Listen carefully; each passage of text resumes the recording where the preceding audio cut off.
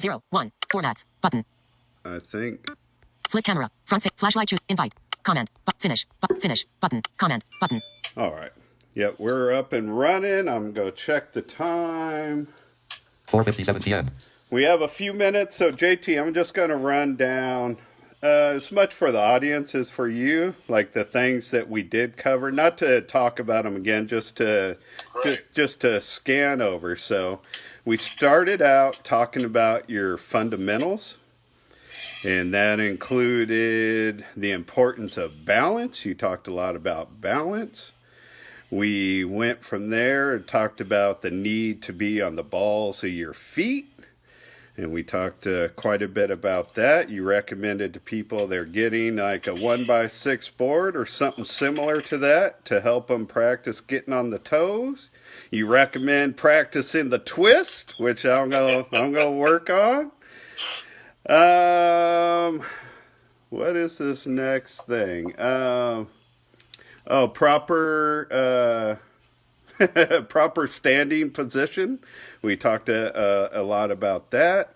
Talked about the toes being slightly angled out towards your pitcher as part of the proper balance. And talked about the importance of having your belly button pointing towards the pitcher when you finish your swing. And we even got into talking about the last thing we talked about before we ran out of whatever Facebook did to us is either taking a step or no step. You talked about how Ty Rodriguez was much better prepared coming in than his older brother. I'm just kidding. Now you're starting so sick there, aren't you? No, but just for the record, I never said that. That was recorded, so they know you never said it. But you did talk about working with both of them as being young, and we talked about step or no step.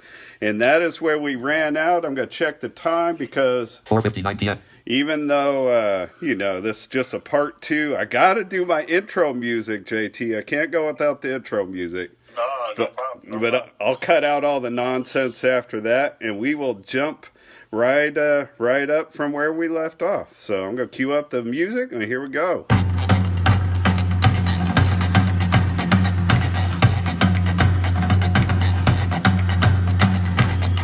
Yeah. Welcome back to the Tuesday episode of the Beat Ball Blues Show. I'm not taking any responsibility for what Facebook did to us the other night. I heard it at the end of the video. I never touched my phone, so how my phone ended up locked, how it even saved the video, I don't know. I'm always scared to death every week that I'm not going to save the video and it's all going to be for waste.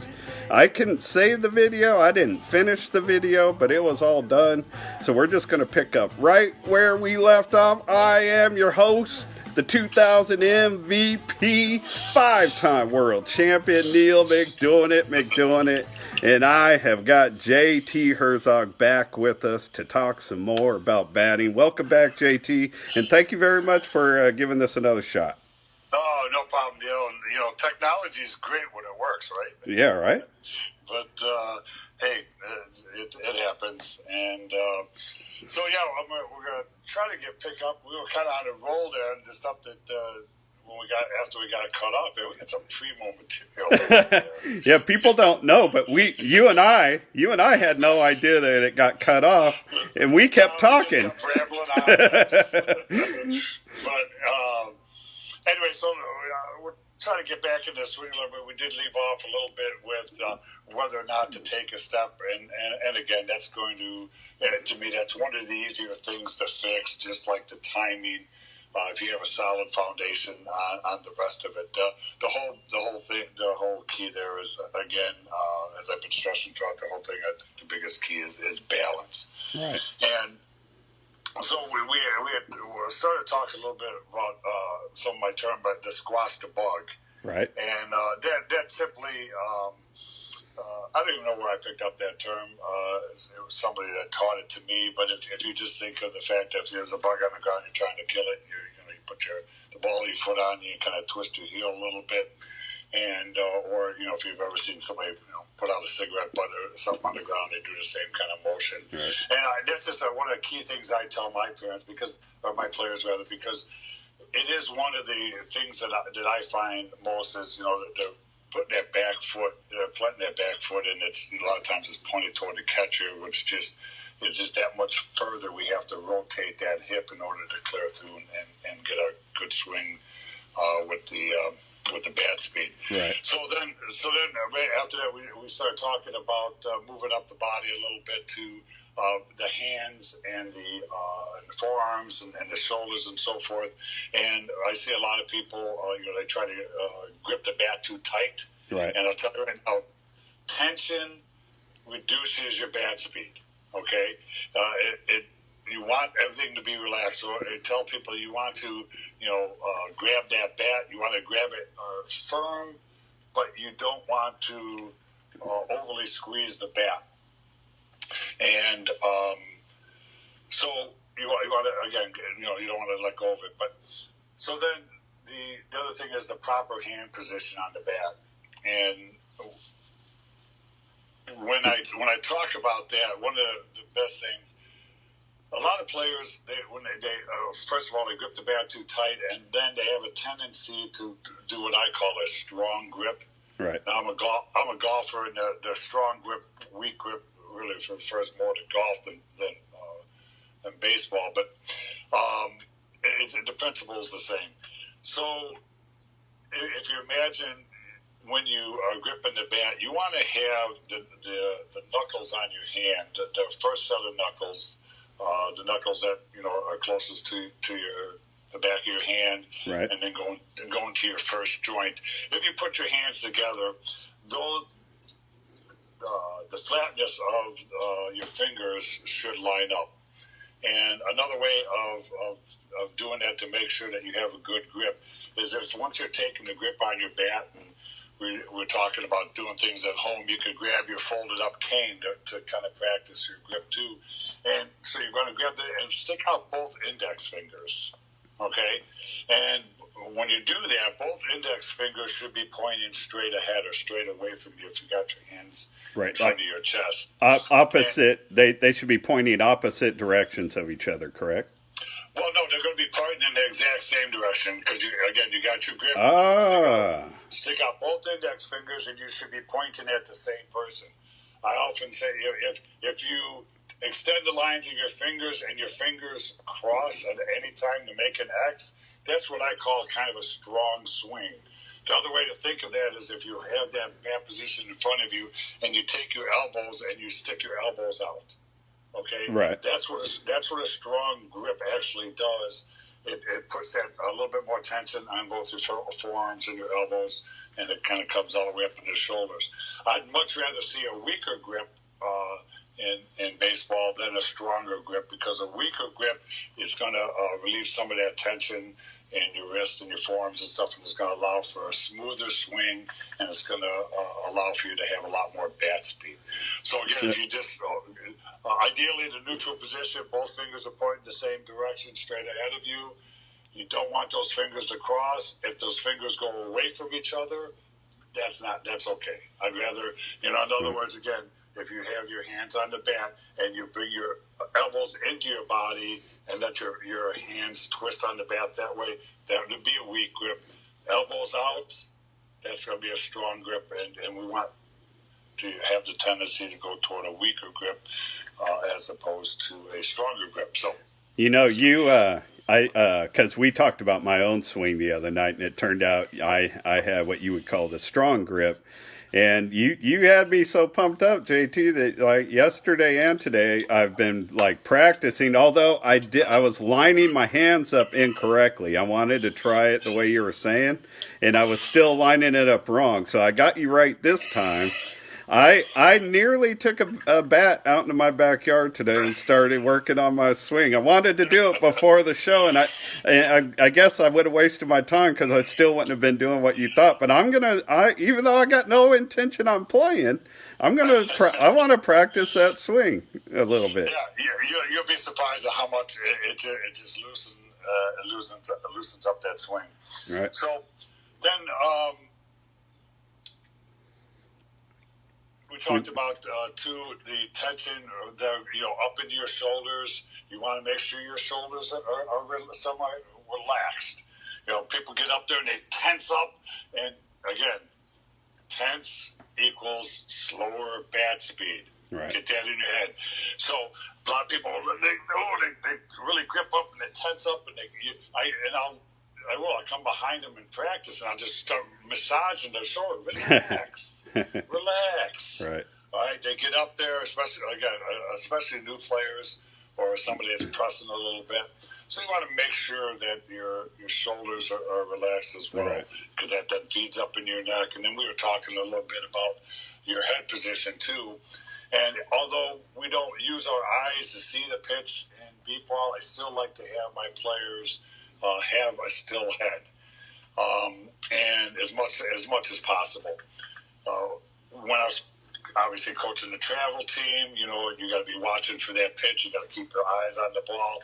Now, if you're comfortable with your face facing the pitcher, that's fine. But I don't care if you're looking straight in front of you or if you're. It really doesn't matter to me as long as you keep your head in that position as you go through your swing. So you want to make sure that your head is in a comfortable position. I'm not as picky about that as I would be a sighted hitter, because our job is not to try to hit that outside curveball or be ready for that inside fastball, right? Now, I've preached the same things to players over the years. Like, even though we can't see anything, I tell them to just pick something, like, you know what I mean? Whatever they think they're looking at, and all the way through there at bat, keep your focus on that, because the second you start moving your head, the rest of your body follows, and you're moving everything out of alignment. And if you keep your head locked, you're keeping your position locked. Exactly, and it helps you to keep your level too, right? Right. One of the things that will change your swing is not only your arms, but also by any excess movement, whether you stand up as you start to swing, or if you crouch down as you start to swing. I'm going to call Richie out. I know he was on the call the other night, but I'm constantly telling him, keep your chin down, because he likes to lift up his chin as he swings, and what happens there is then that just throws his weight backwards, and it gets him all out of balance, and also then it changes that bat trajectory too. If you think about it, you're pulling your chin, it pulls that front shoulder out, and by pulling the front shoulder out, you pull it up, which means that bat is going to be coming through at a different angle and a different height. And we all know that at beep ball, we want to stay as consistent as possible with our swing plane. I think he's just trying to get his head in position to watch the shot leave the yard. Well, he does have a tendency when he wants to, as he calls it, try to muscle up on one. And, that brings up another point, because, a lot of players, they do that. They think, oh, man, I got to swing hard on this one. No, you don't. Yeah. No, you don't. Because the what's going to determine your success and to hit those shots is when you hit that ball square on. Right. Right? That is going to have that ball go a lot farther than a swing that we overcompensate, and you're off that little bit. You may have, or think you have a little bit more power, but because you don't make that direct contact, you don't get the result that you're really looking for. So you're better off staying within yourself and swinging as hard as you can and maintaining your balance throughout the entire swing. And that is, if you take away nothing else from what I'm saying, that is going to be your key to success, sustaining that through the entire swing. So we kind of went top to bottom a little bit.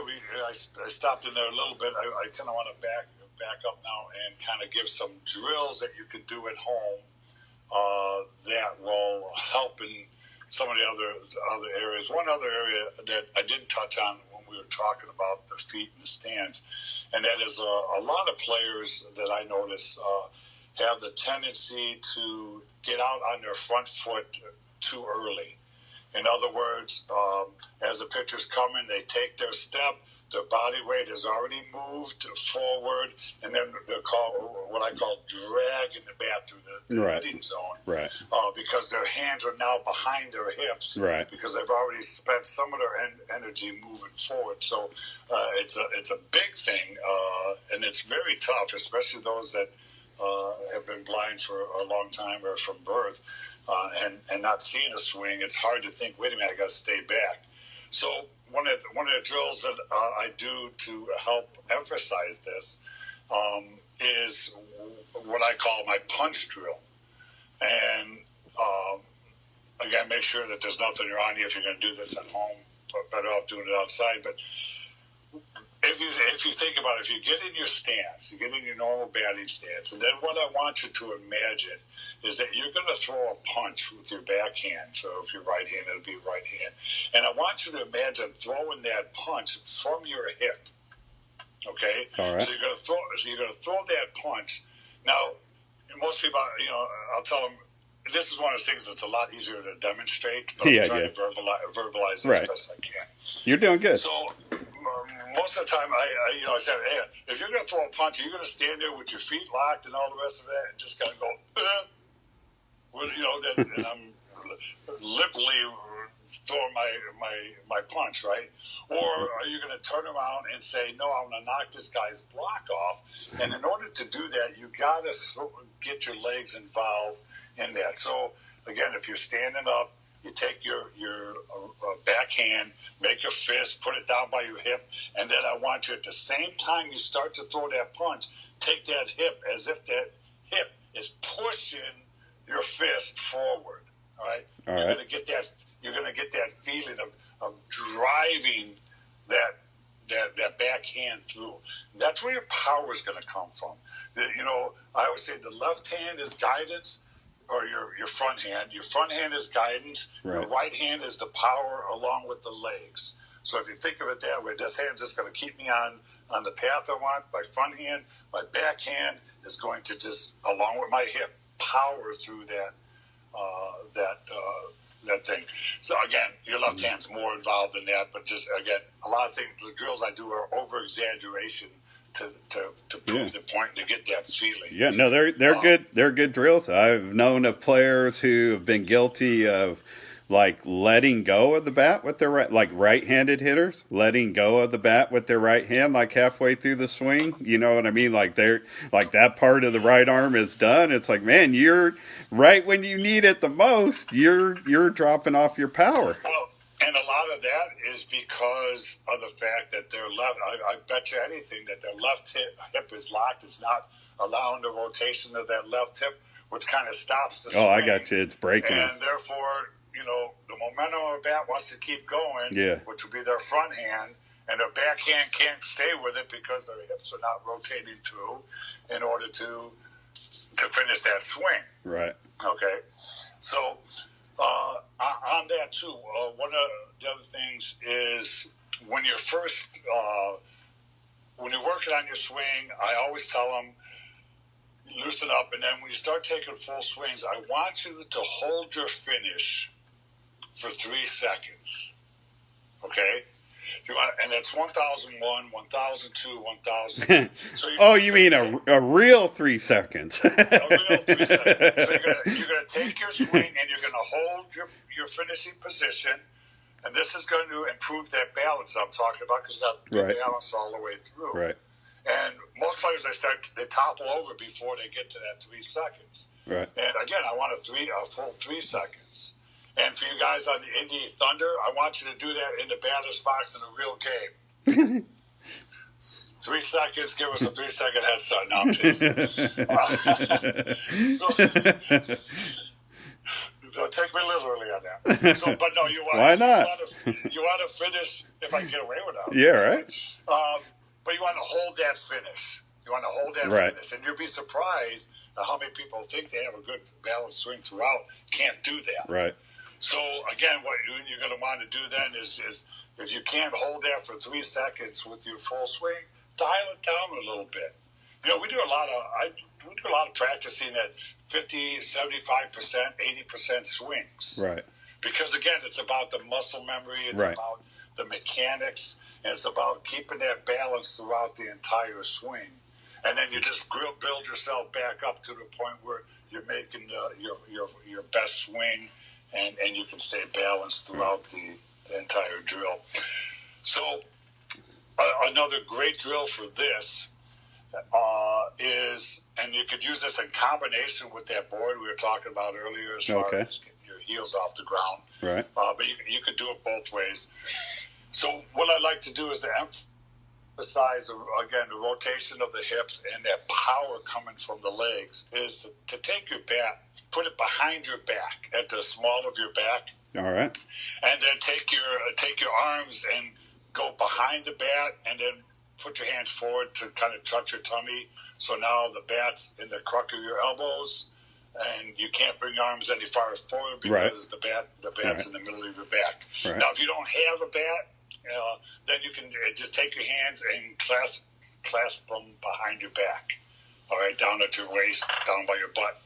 All right, you can do it either way, but I like doing it with the bat, because then what I tell them is, okay, now we're going to practice our practice your swing, all right, except you're not actually swinging the bat, you're doing the motion, but with the hands, and because the bat's behind your back. Right. Okay, and then what you visualize, take that barrel of the bat that's, by your backside, armed, and take that barrel of the bat and just drive it right at your pitcher. Okay? All right. Take that barrel of the bat, drive it at your pitcher. I got you. Okay? And in the meantime now, what are we doing? We're rotating our hips. We're letting our feet turn. Our belly button is facing our pitcher. Our toes are facing our pitcher for the most part. And we're going to hold that stance for 3 seconds. Right. And with the bat, with your arms locked on the bat like that, if Yes. you don't have good balance, you're going to stumble. That's why we're focusing. We're putting that focus down on the lower half of the body. Right. We're taking the arms out of it. Right. See, we're breaking it down. We're taking the arms out of the swing. When I was saying we're putting all these little things that we've been talking about, we're putting them all together in this movement, but we're still just isolating the bottom half of the swing, which is where your power and your balance and everything really starts and brings it up. All right, so that's another drill. Again, you can put your hands behind your back, and then you can, once you get a little comfortable with that, hop up on that board and do the exact same thing. So now you're up on that board and you're taking your full swing. Those heels are not allowed to touch the ground, otherwise you're falling backwards. And take that swing, hold that position while balancing on that board. And once you can do that, boy, man, you got a great foundation. Nice. You got a great foundation to come forward. All right, so then the other thing is that. So now we've isolated the lower half. On the upper half body, what I like to do is I really I have the players swing their bat, what I call from hip to hip. Okay, you want that rocky motion, hip to hip, hip to hip, hip to hip. And what we want to do is we want to have a semi-light grip, a firm but light grip on the bat. And I want them to swing the bat with their arms extended and letting that top hand come through and roll over. And come over to the other side, and then come back, and it's just a back and forth. I want a nice fluid back and forth. But as you start to swing forward, take your back hand and roll it over the top of your other hand. And again, a lot easier to do with a weaker grip or at least a neutral grip. Okay, right. Let those wrists roll over. A lot of players I do see they swing with a stiff front arm, and they finish with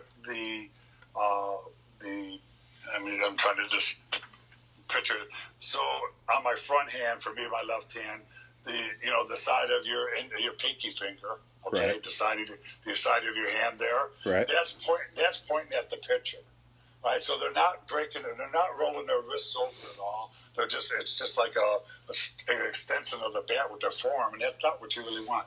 You want your wrist to be able to flow naturally and roll over.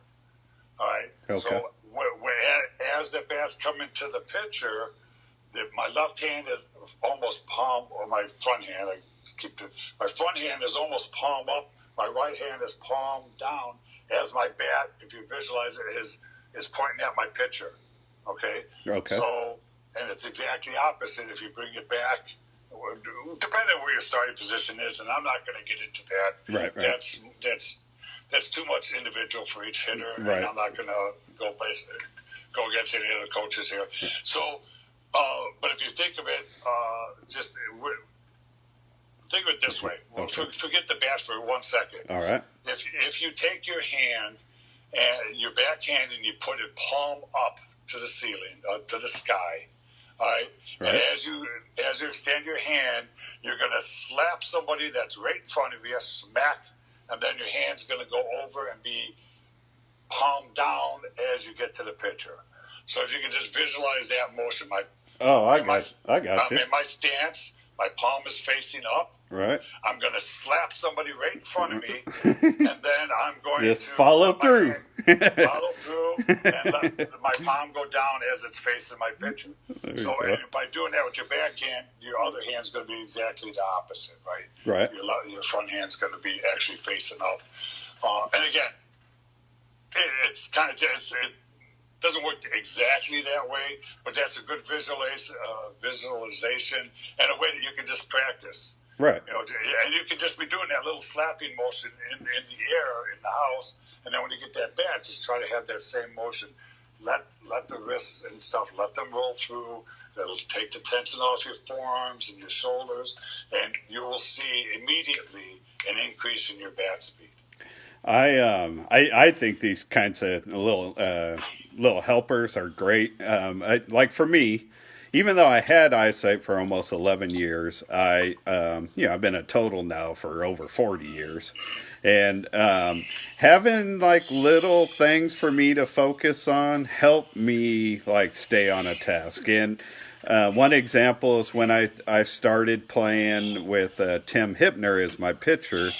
He got me to think as he was trying to get me to have a better follow through. He got me to start thinking of like I was, I think he said, like an old samurai fighter or whatever. I don't even know if that's right. Somebody fights with a sword.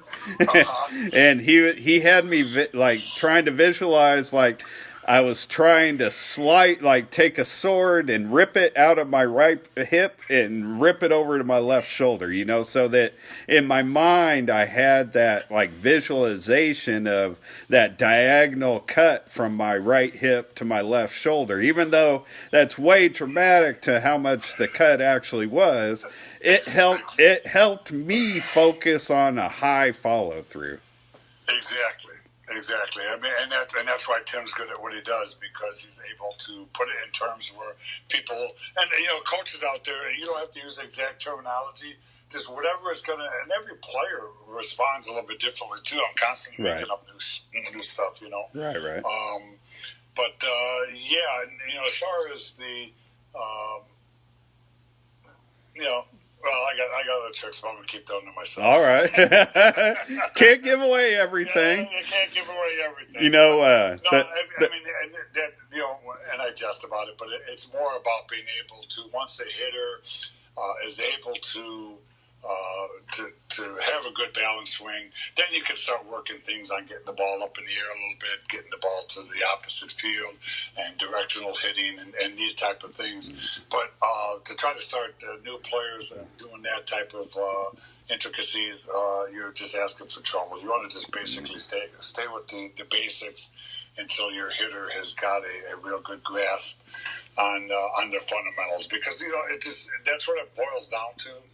It's the whole fundamentals of hitting and being able to break down each individual thing and having drills like if we kind of recap here, we have drills for making sure that your feet are lined correctly, and then making sure that you can freely move on the balls of your feet, spinning, which is again, it's a lot easier said than done. That twist drill is very difficult for a lot of players. All right, but especially if you sing while you're doing it. Come on, baby.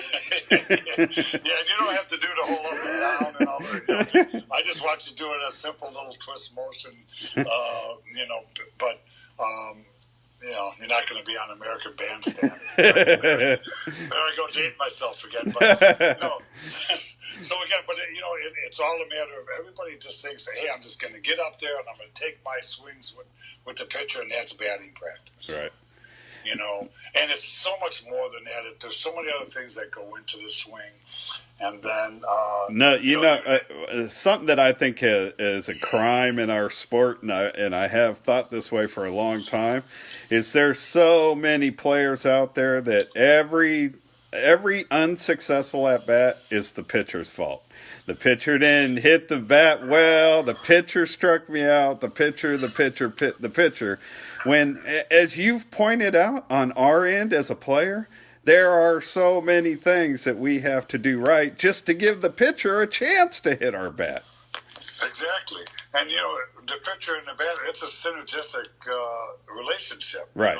You're not, neither one of you is going to have success without the other. Right. And just why, like, the pitchers have to go through and make sure their mechanics are sound, and not only their delivery, but their timing and everything else.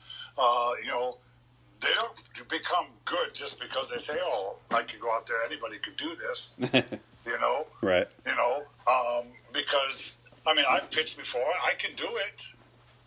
I don't practice enough to even compare to the guys in our league,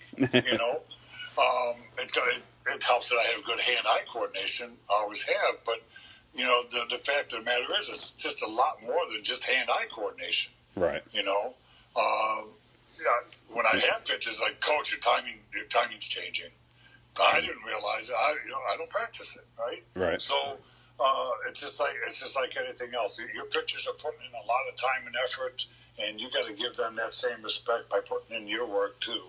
And the thing I didn't touch on a little bit was using a weighted bat, and so we do. I do have them do drills where they'll swing a heavy bat, 5 swings, put it down, swing their bat, 5 swings, and so forth. And while it's good for some of the bigger players on the team, I found that it was very difficult for some of the smaller players and the women because that bat is just too heavy. And the heavy bat then changes the mechanics of their swing. So what I recommend is if you can find a light donut. And for those that don't, it's not a chocolate donut. it's a little weighted ring that you could put over your bat that you could swing, and you could add, a couple, 2-3 ounces or whatever they are to the bat. Right. The tool that I like, and I was looking somewhere, I couldn't find them online real quick. It's what they call a bat shoot, as in parachute. Oh, okay. Okay. To it's called give you a little drag. Yeah. And so it slips over the end of your bat. It's got some Velcro on it. And I like that because when you swing it, that parachute opens up, creates the resistance in your swing, right, but it doesn't change the weight of your bat. Right. Okay? Early on, I and teams I played with, we'd have a bat with a donut on it near the on deck or whatever. But over time, especially at least at the World Series anyway, it's great maybe for being at home practicing, add a little muscle, whatever. I don't recommend it. We only had one player on our team, Wally, that ever used it game time, but I don't. This is strictly for practice. Yeah. It's just building up the muscle. I don't. We have so many at bats during the World Series. It's like your arms don't need any extra. You need to save every ounce of energy you have. That's all that's preseason work. You're talking about right. Bat and stuff like that. Yeah. But yeah, if your coaches and we've had ours for so long, I don't even know if they made. But yeah, it's like a bat shoot, and great. I love it because it fits over the end of the bat. Doesn't change the weight of the bat, right, so it doesn't compromise the hitter's swing. But it gives them that resistance. Yeah, I like that. You feel it after you swirl that. It's like, oh my. Yeah, I'm sure. But it's just it's just like that. It's just like weightlifting. You do that. You don't weightlift just before a game, but you want to do your push-ups and stuff pre-game and in the off season to get yourself in shape and ready to play. So absolutely. Man, I really like the way you lay all this stuff out. I mentioned when I started the show that I really like to think of things from a like fundamentally like from the foundation up. You know, it's anything you do, whether it's beat ball or whatever. It's just like building a house. You know, if you put in a crappy foundation, when you put in the second story, it's just going to collapse on the first story. You know, so I love how you built this up from the bottom up and made it easy it delivered it in a way that everybody at home listening, including myself with almost 30 years of being around it, you gave me ideas to go try. So, well, good. That was, I guess, that was our intention here, right? So, if we did that, even if you just take one or two of these things and incorporate it, I'm going to consider it a win because although we may be adversaries on the field, I love this sport. I love the game. I love the people that are involved. I love the players, and I want to see everybody succeed. And that's I like winning games 10-9. You know what I'm saying? Right. It's just some of the best games I've ever been have been nice close games. Get your heart pumping. Oh yeah. And if we can rise the level of everybody, I think it's a good thing. And I like what you're doing. And thank you. The whole giving people a chance to be coached up and given ideas, because not everybody has all the answers. No, absolutely. And again, you got to take these things, and every single player is going to be a little bit different. But these are, because I've not only helped my team, but some of the World Series I put on little things for different teams that they've asked me to come over and teach them as a group, and so these are things that I see that are the commonplace. The big thing is that getting the weight off the heels, right? And trying to keep that pass speed. So again, just to sum up real quick with this portion of it, just balance. balance. My dad told me when I first started golfing, he goes, there's 3 rules in golf. I was like, yeah, what are they? He goes, keep your head down, keep your damn head down. Right? So same thing with your swing. It's going to be balance throughout the entire swing. You increase your balance throughout your entire swing, you're going to be a better hitter. Guaranteed. Man, that is an awesome way to just sum this up. I want to save this and send it before I screw anything up, JT. Man, thank you so much for coming on. You've been so informational, and it's been fun. I really enjoyed having you on. Thanks so much for your time. I appreciate you. I appreciate everybody else out there listening. You guys, I just have to say, be safe, stay healthy. Love you all of you. Absolutely perfect way to end it. I'm going to look for the finish button. Finish.